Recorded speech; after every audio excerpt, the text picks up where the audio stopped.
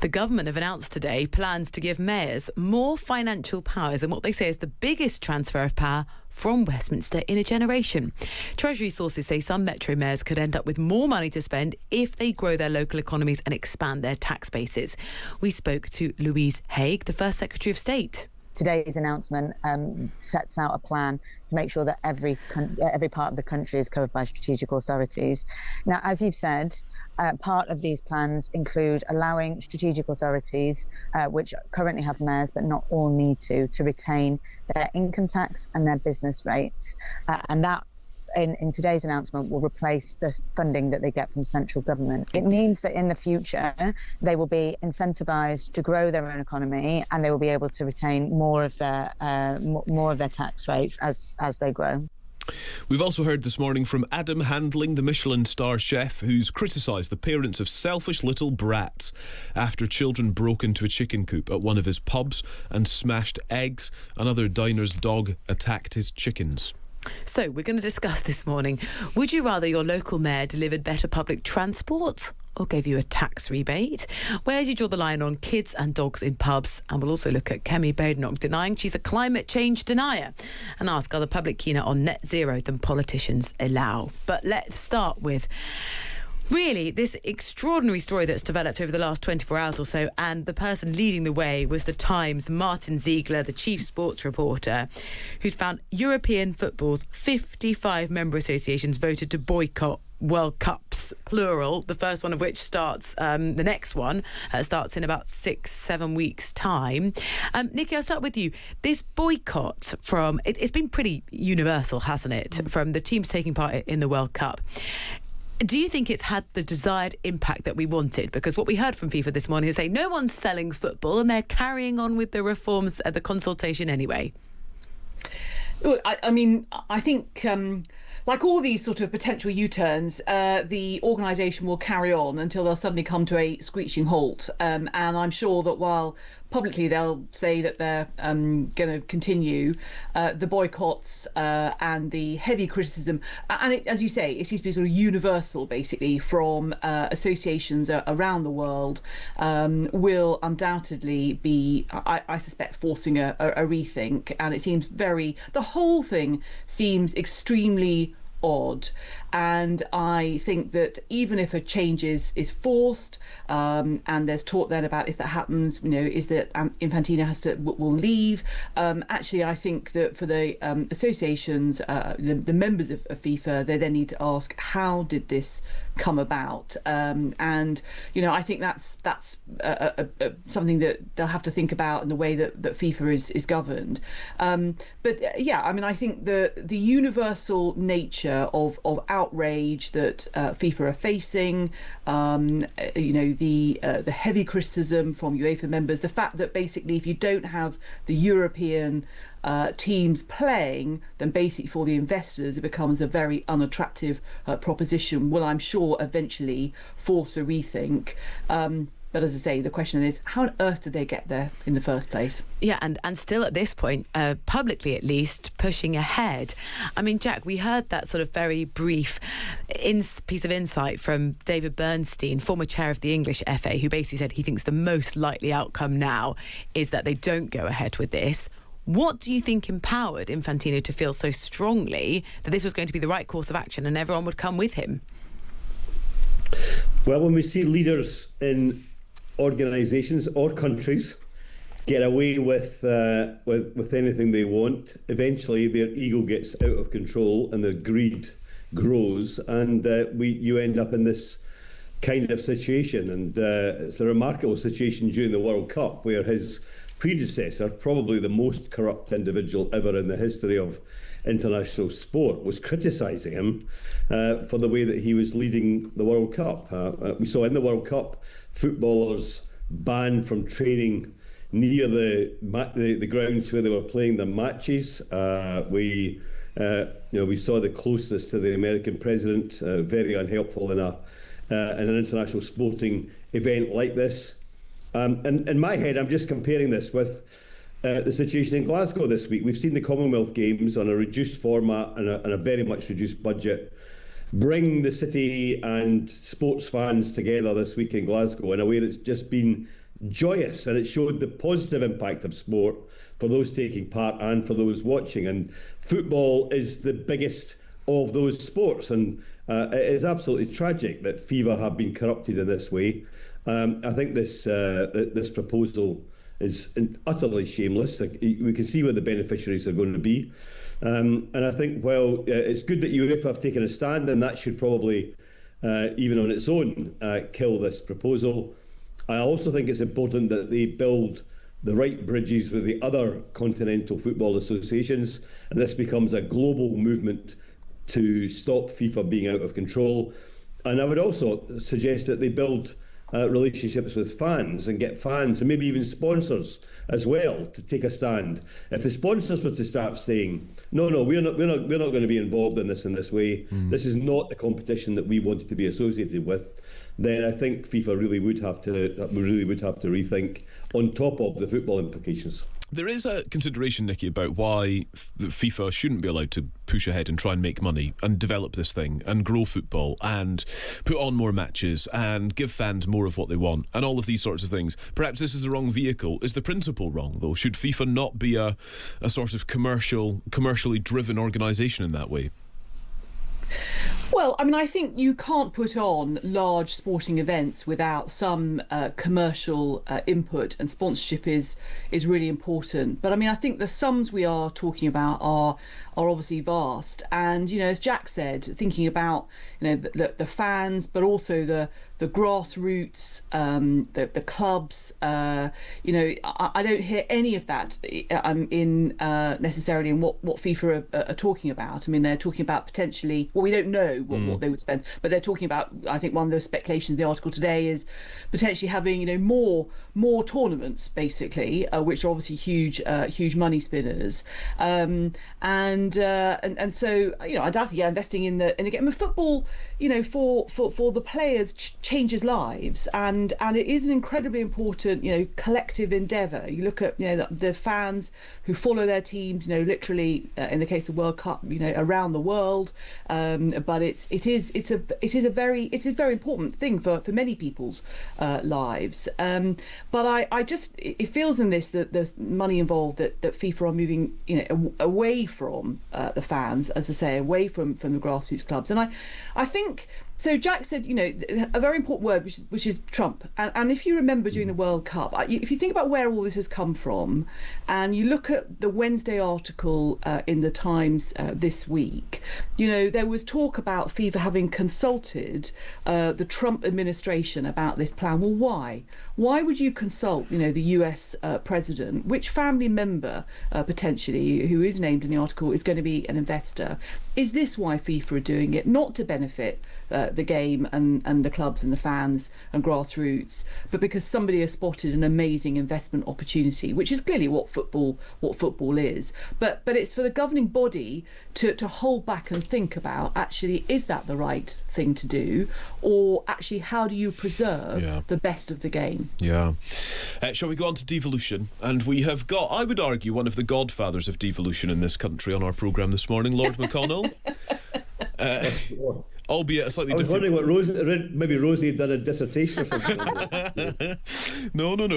So I mean, we can consider what further devolution for Scotland and Wales and Northern Ireland and all of that might look like. But today is Andy Burnham setting out his vision, and the point has been made already this morning that we are lacking detail on what exactly this will all look like. But he's setting out his vision for devolution to mayors around England. What should we be considering here? Is this a good thing? Is this a bad thing? Is it the right idea, fiscal devolution?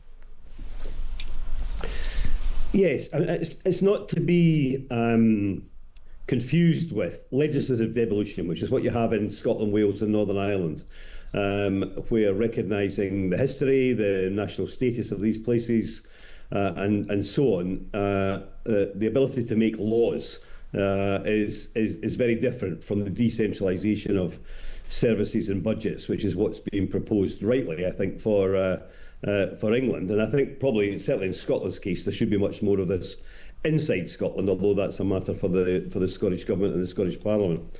I think it's right to set out the direction. I actually like this style that the Burnham administration has adopted over the last 10 days, not pretending to have all of the answers right away, therefore not making decisions too quickly that could then either backfire or just simply not be delivered, which does affect the trust that people have in their government, to set out a direction of travel in a whole series of key policy areas, to give some of the detail, but then to work on that a bit more between now and Parliament going back, and then the budget in the autumn and so on. So I quite like that. I know that people are a bit sceptical about it, but I do think that is the right approach for a brand new Prime Minister in a summer recess.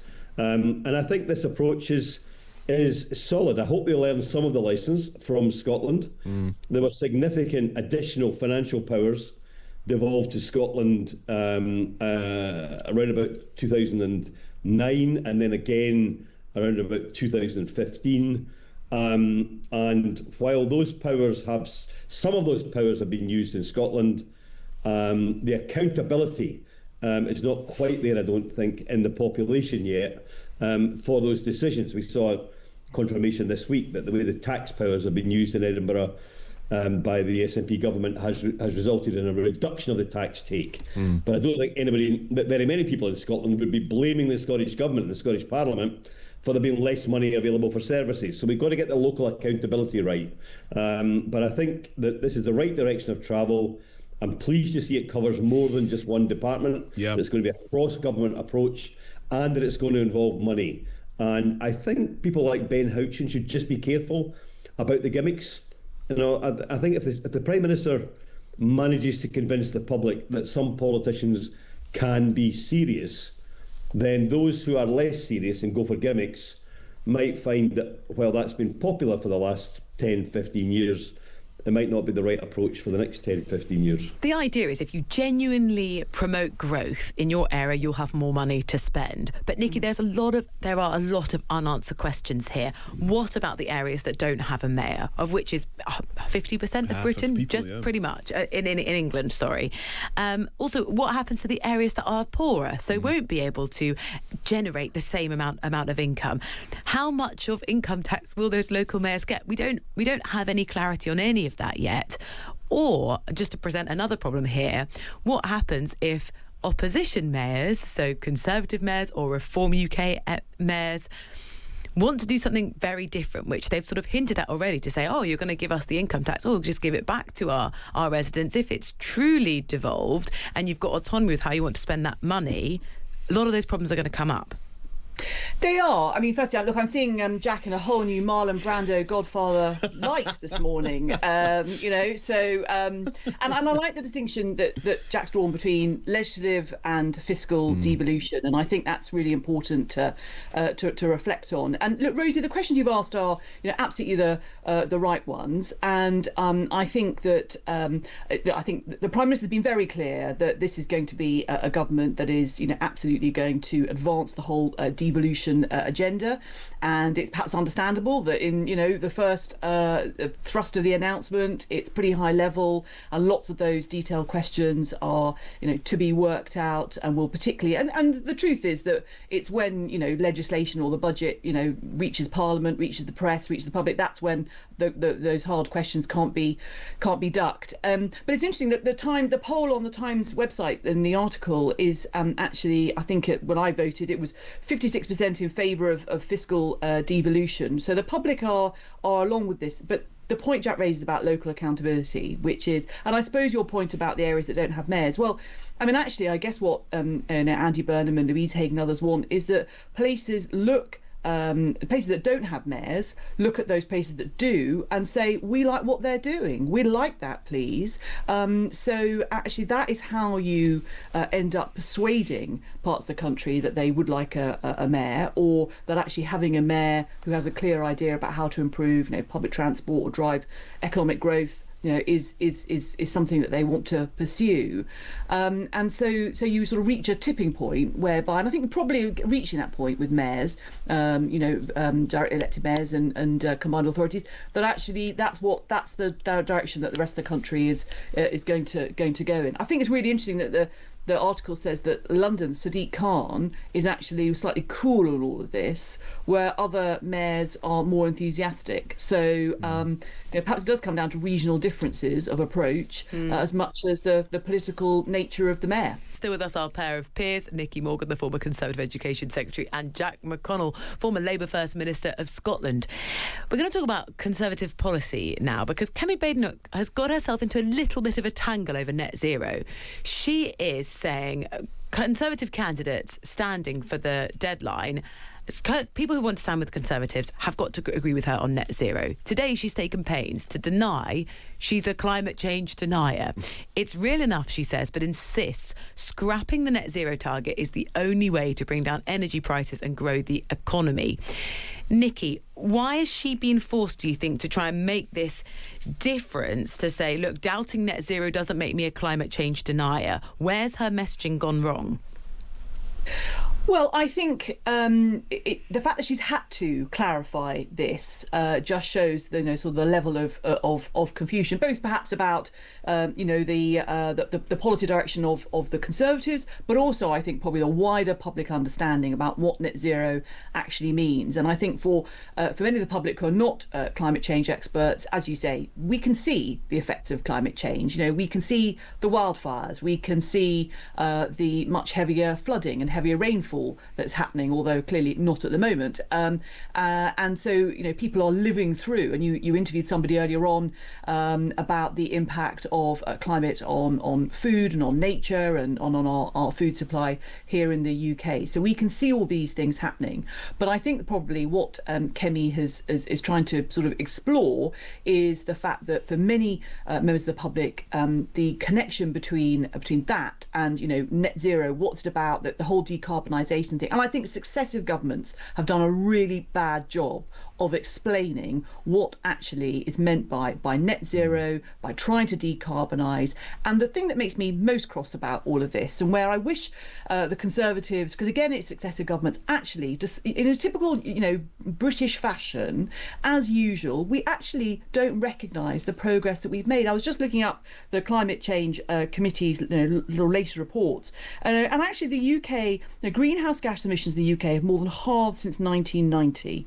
The pace of reduction more than doubled since the introduction of the Climate Change Act in 2008. Actually, public appetite for things like electric vehicles and solar panels and many other measures as well is absolutely there. And typically British fashion, we don't capitalise on that. We start sort of saying lots of bad stories about EVs and worrying about chargers and all the rest of it, where actually the infrastructure is coming through.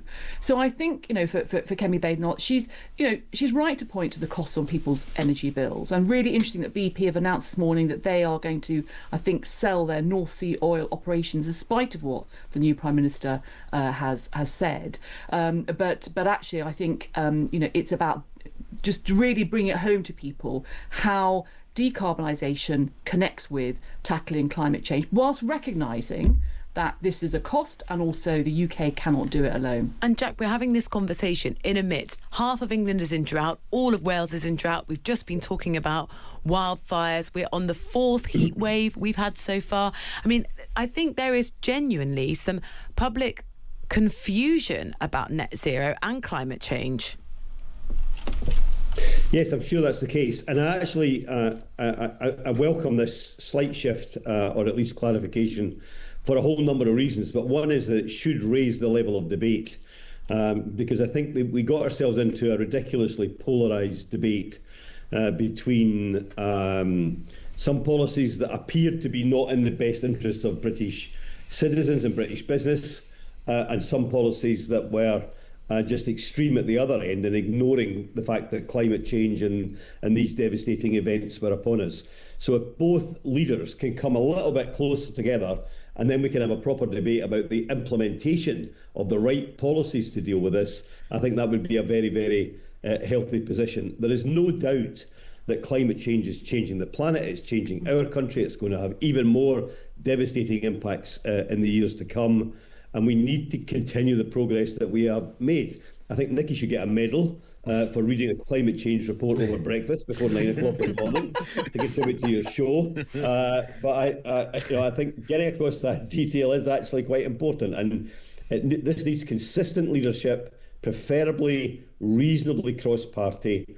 And can I also just say that I think in the immediate situation that we're in today, which is about to get worse next week with even more severely hot weather, I think the new government should use some of Andy Burnham's TikTok team expertise to get out there and get some messages to people about not throwing away cigarettes, not leaving glass bottles lying around in dry areas, not starting barbecues in parks. Crazy, yeah. Just some crazy stuff going on. But I'm sure there's loads of people who just don't think about the casual implications of that. And, I think the government next week, having done all this work over the last 10 days to explain the new PM, I think some hard messaging over the next few days for everybody just to be really cautious and avoid the sparks that lead to wildfires eventually would be really money and time, and the TikTok teams very well spent.